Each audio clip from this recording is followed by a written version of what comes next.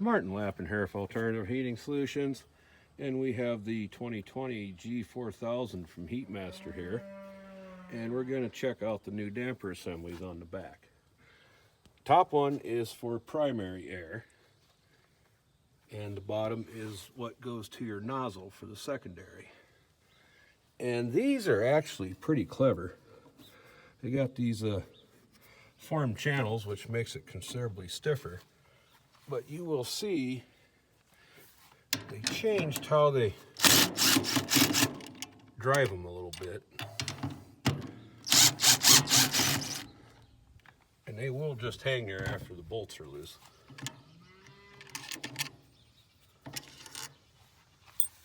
But you can see you got a square hole in them now, which greatly reduces the chances of getting them on the wrong way. And they got this cupped washer. There's the square drive, there's the washer. You don't have to worry about having your spring fly off and look for that in the snow if you ever need to clean it.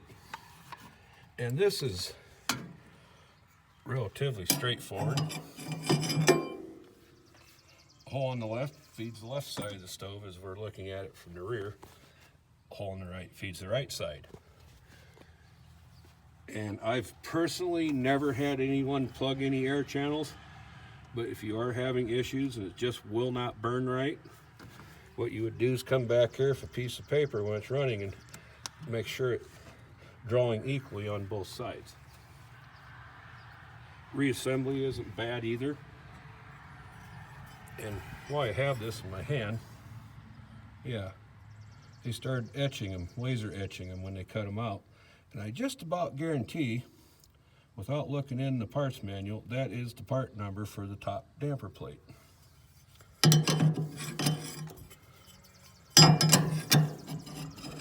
They'll just sit there. Won't fall out the bottom either.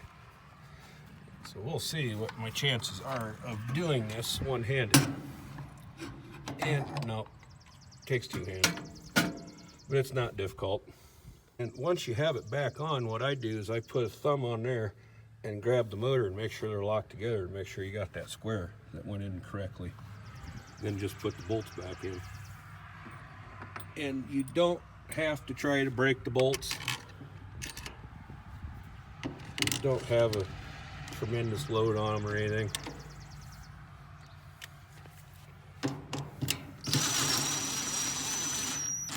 I'm not even going to let this little 1/4" drive even ratchet. That's all the tire they need to be. Now, on the top, there is your fan, and they've changed the cooling on these. Cold air is going to be drawn in here and exhausted through the outsides. But the way this is set up, even when it's off, you're going to get a thermal siphon going, and it's still going to continue to pull cool air into the motor even when it's not running. We'll move this outer piece.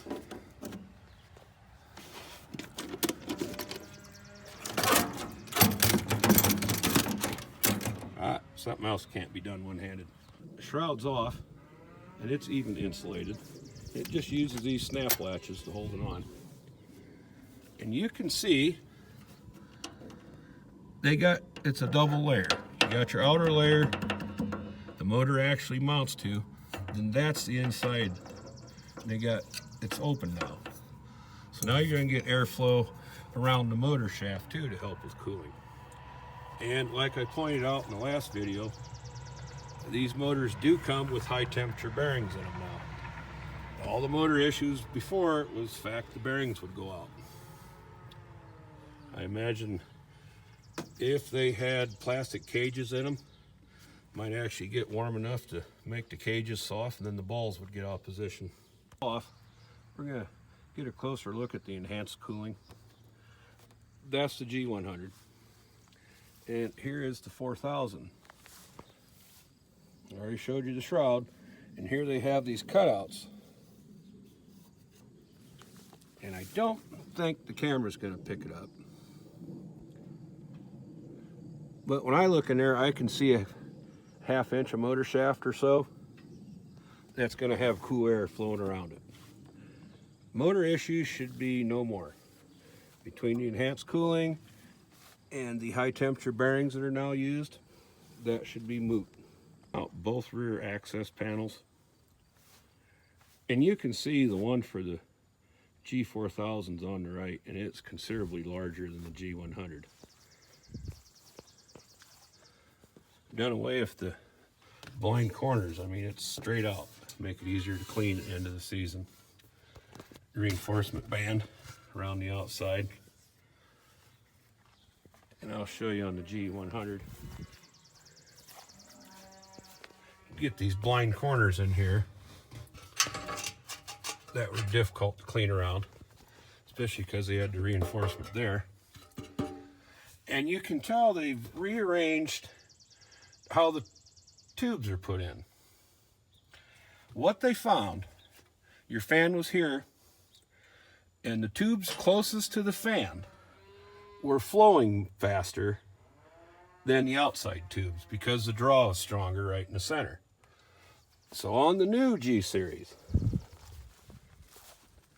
they've moved them clear off to the right in a cluster. And the fan is over here, tubes are over here. That greatly, or I should say, it helps to even out the draw, so all 6 tubes flow evenly. And here we are at the back of the 100 again. And I'm not going to go grab a tape and actually measure, but I would say that the travel on the new G series,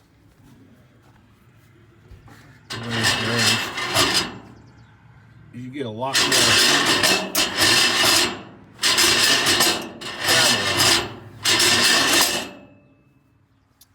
And yes, we only have 6. And yes, the competitor has more. That means nothing. You need to know the flow rate through them. You need to know the temperature entering them. You need to know the temperature leaving them. And even on a gasifier, there's such a thing as getting the exhaust temps too low. You can still get condensation, which even with stainless, you get moisture, it mixes with ash, and it makes a weak acid. That's how they used to make lye soap in the old days. Wood, ash, and water to make acid. And out of curiosity, I did go grab a tape. I was kind of wrong in the first video. Your gases actually come almost clear to the back. Then they go over 7 inches. Then they come forward 20 inches. Then across the front like 14 inches. Then down the side. Then over, then out. And we do that because on the old design, once you make it to the front of that refractory and they take off down either side to go to the back, if there's any unburnt gas, it's going to stay unburnt. It's not going to burn. It's too dissipated. With this longer refractory and the tornado effect going on through it, all the gases that can be burnt will be burnt before they exhaust the stove, which is part where the higher efficiency comes in. And forgive the condition of the Polaris Ranger. This is literally the most used thing on the farm. It gets anywhere from $250 to $300 a year on it.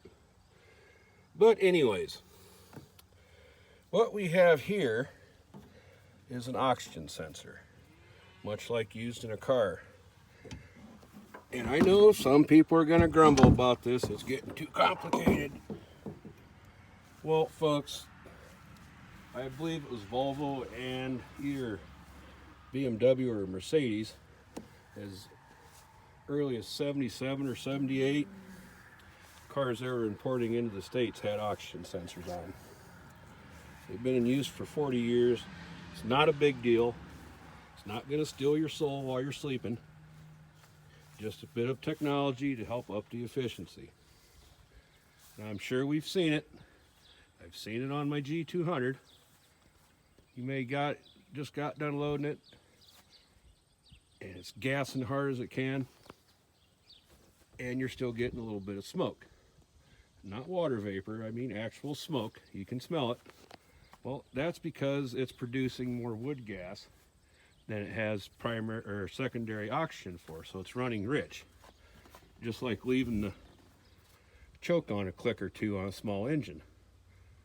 Runs rich, it tends to smoke. Well, the inverse is true too.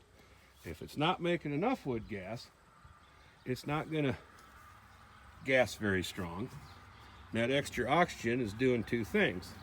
It's diluting the gas you do have, and it's also cooling it.